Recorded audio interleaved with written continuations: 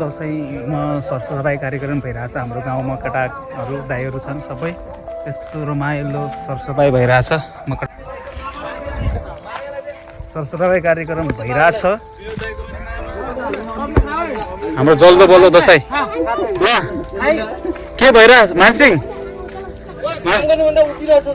के को लागि यो सरसफाइ यो त दसैँ तिहार आइरहेछ दसैँ तिहार मचिरहेछ त्यही भएर हाम्रो विनोद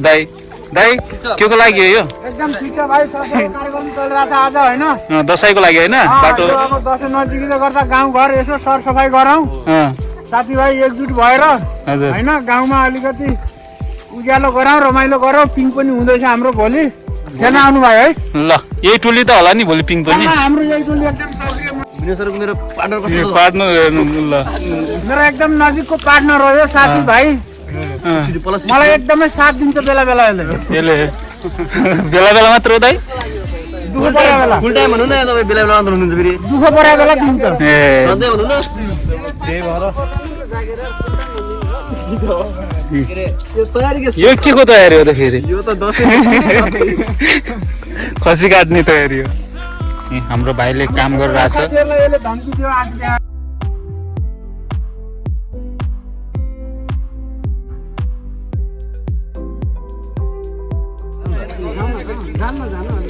झार बल फुल्नु न काम गर्नु भने त उप्या जोबे बढी केला भन्ने के नेपरा दसैँ सोध्यो अब दसैँ सुरु गर्यो हो दसैँ गइसक्यो दसैँ आउँदै गइसक्यो दसैँ भिडियो पनि देख्दैन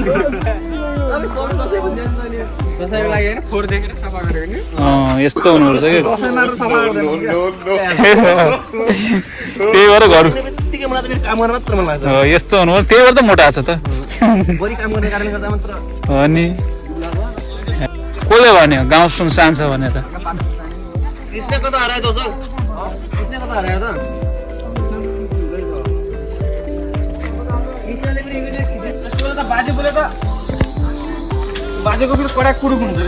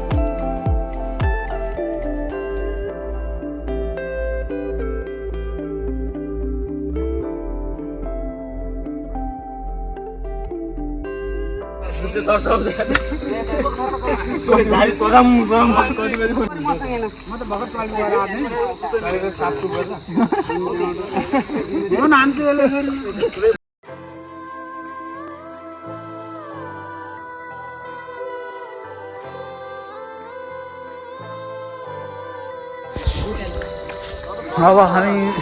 अर्को ठाउँ चोकमा गइरहेको छौँ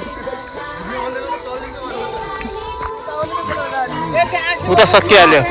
तपाईले आफ्नो गाउँ घरतिर सरसफाइ राख्नु अनि त्यही हो हजुरहरुले थाहा बनाउनुस् टिम बनाउनुस् एउटा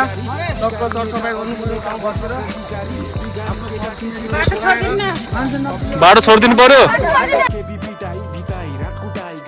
शरीर बिकाई देशको माटो नै मिठाई ठानी मैदानको युद्धको गीत थियो जो देश देशको लागि भक्त झै प्रसिद्ध बोली शब्द भो विशेष बाँकी चोखो बोली जो सिद्ध थियो सिर्जक्त भो देशव्यापी आत्मघाती जो पवित्र थियो प्राणको आहुति आफ्नो ज्यानको विभूतिलाई हिँडेका शहीदको केवल नामावली विभूषित कुण्डित पीडामा डुबेकी आमालाई के काम विदुषी गरिबलाई दुई छाक्ने खुसी शरीरलाई चाहिन्छ कुर्सी आमा पैसाको मुख हेर्ने मान्छेले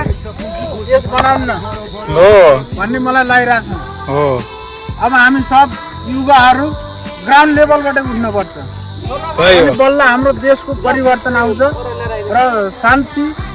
अनि सुशासन कायम गर्ने भनेकै अब युवाले हो नेताहरूले केही उचर पाटो केही लाउनेवाला छैन छैन के कसो भन हो हो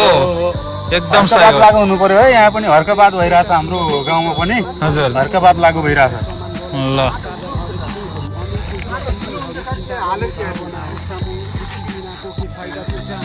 बाटो बन्दैछ बनिसकेको छैन बन्दैछ जुत्नलाई गरेर अब देखाऊ कालो अतीतलाई मेटाऊ पालो हाम्रो हो भेटाऊ कल्पना गर शान्तिको सपना देख्नेकै पुरा हुन्छ जागृति नै क्रान्ति हो देख्नमा बाटो खुल्ला हुन्छ आकृतिको शालिगको नसोच्नु तिमी मालिक हौ र मिहिनेत गर्ने नोकर हो तिमीले ठोकर खानेछौ मानवता वेगको एकपटक कारण बनी हेर अरूको सानो हाँसोको उसको मुस्कानमा रमाइ हेर निस्वार्थ प्रेम साँचो हो यो खाँचो हो मायाको पुरा भयो नेपाल हाँस्ने छ एक आपसमा बुझिदिएर हरेक क्षणमा बाँच्ने छ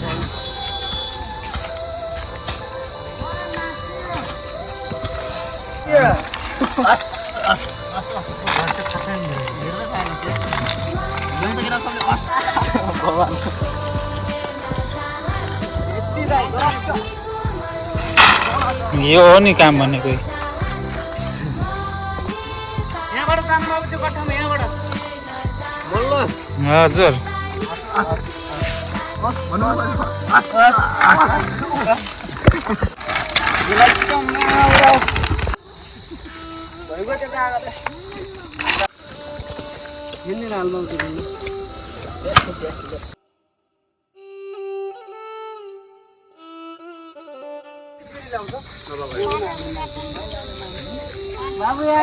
अहिले चाहिँ लाग्यो कि आफ्नो लागि हो त्यस्तो भएन सबैको लागि हेर्नु भएको छ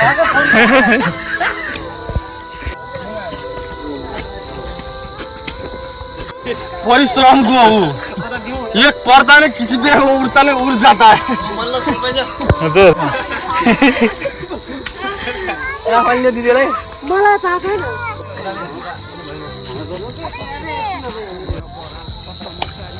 नरेश घर राम्रो हुने भयो यार डेढ़ सौ को फेरि 20 रुपियाँ पनि होला फेरि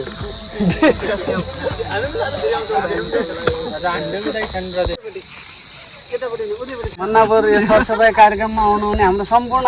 युवा साथीहरूलाई धेरै धेरै धन्यवाद हामी सबै सधैँ यसरी एकजुट भइकन यो सरसफाइ अभियानमा फेरि पनि जुटिनेछौँ नजिकै गरेको विजया दशमी शुभ दीपावली तथा छठको धेरै धेरै शुभकामना